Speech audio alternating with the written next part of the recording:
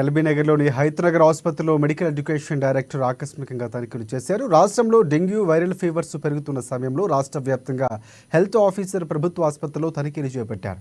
ఈ నేపథ్యంలో హైతనగర్లోని ప్రభుత్వ ఆసుపత్రిలో medical education director doctor M Vani ఆకస్మికంగా తనిఖీలు చేశారు. ఈ సందర్భంగా ఆమె ఆసుపత్రిలో నెలకొన్న సమస్యలపై పేషెంట్స్ను అడిగి తెలుసుకున్నారు.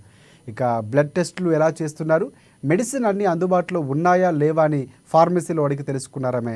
అయితే అక్కడే హై ఫీవర్తో ఉన్న పేషెంట్స్ బెడ్ల నడుమ ఒక బాలింతను పుట్టిన బిడ్డను కూడా పెట్టడంతో సిబ్బందిపై ఆమె ఆగ్రహం వ్యక్తం చేశారు.